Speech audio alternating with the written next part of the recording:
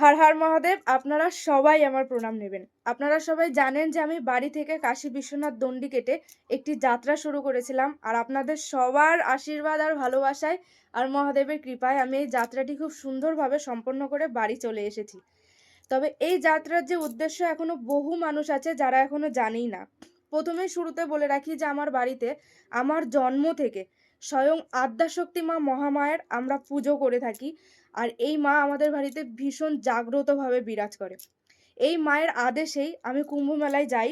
আর কুম্ভ মেলা থেকে একটি মহাদেবের শিবলিঙ্গ পাই। আর যেটা প্রচুর অলৌকিকভাবে আমি পাই।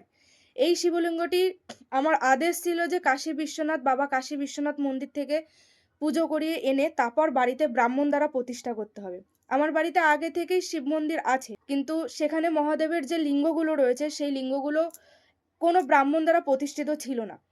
তো মায়ের আদেশ ছিল যে ওই পাওয়া শিবলিঙ্গটা কাশী বিশ্বনাথ থেকে প্রতিষ্ঠা করে মানে পুজো দিয়ে এনে তারপর বাড়িতে ব্রাহ্মণ দ্বারা প্রতিষ্ঠা করতে হবে। তো সেই মতন আমি কাশী বিশ্বনাথ মন্দিরে কুম্ভমেলা থেকে যাওয়ার পথে যাই, কিন্তু তখন প্রচুর পরিমাণে ভিড় থাকে, যে কারণে আমি মন্দিরে ঢুকতে পারি না।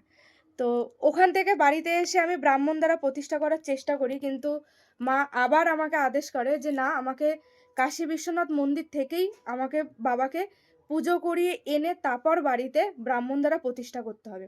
কিন্তু এই যে বাড়ি থেকে কাশী বিশ্বনাথের যে যাত্রাটা, সেটা আমাকে সম্পূর্ণ বুকে হেঁটে অর্থাৎ দণ্ডি কেটে আমার কাশী বিশ্বনাথ পর্যন্ত যেতে হবে। তো আমি সেই মতো মায়ের আদেশে শ্রাবণ মাসের যাত্রা শুরু করি কাশী বিশ্বনাথ মন্দিরের উদ্দেশ্যে। আমি প্রথম যখন যাত্রা শুরু করি আমার সাথে বহু মানুষ আমার বাড়ির, যারা আমার পরিচিত, আমার নিজের আপন লোক, তারা প্রত্যেকে আমার সঙ্গে বহুদূর পর্যন্ত গেছিল আমাকে সঙ্গ দেওয়ার জন্য। কিন্তু যেহেতু আমার বাড়িতে মায়ের মন্দির রয়েছে, তাদের আবার ফেরত চলে আসতে হয়। কিন্তু প্রথম থেকে শেষ পর্যন্ত আমার স্বামী আর আমার ভাই আর আমার একটা দাদা, এরা ৩ জন পুরো প্রথম থেকে শেষ পর্যন্ত আমাকে এই যাত্রাটার প্রত্যেকটা মুহূর্ত সঙ্গ দিয়ে গেছে এই যাত্রাটা পূর্ণ করার জন্য।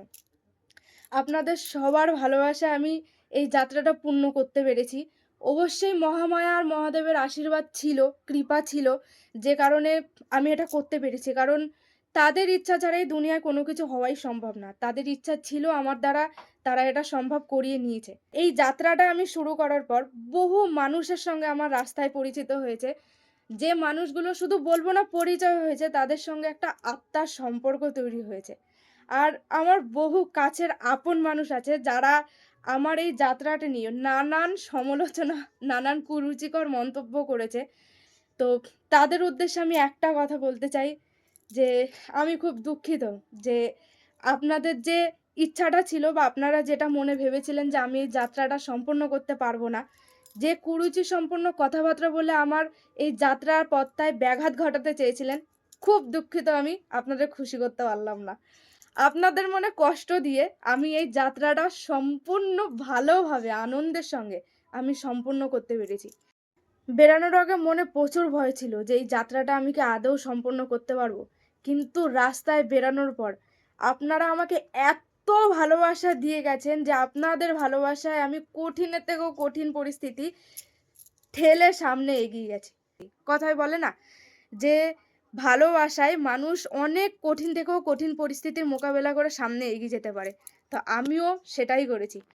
বারবার আমি আপনাদেরকে ধন্যবাদ জানিয়ে ছোট করব না। আপনারা যেভাবে আমাকে নিজের একজন আপনজন ভেবে আমাকে ভালোবাসা দিয়ে গেছেন, ঈশ্বরের কৃপা যদি আমার উপর না থাকতো তা আমি এত মানুষের এত ভালোবাসা আমি পেতাম না। আপনাদের ভালোবাসার জোরে আমি আমার এই যাত্রাটা যদি সম্পন্ন করতে পারি, তো আমি আরো অনেক কিছু আপনাদের ভালোবাসার জোরে করতে পারবো।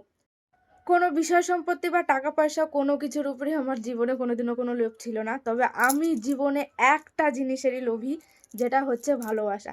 আপনাদের কাছে আমার একটা জিনিসই চাওয়ার, যে আপনারা আমাকে এইভাবে মন থেকে ভালোবেসে যান আর আমাকে মন থেকে সাপোর্ট করে যান। হর হর মহাদেব! আপনারা সবাই ভালো থাকবেন।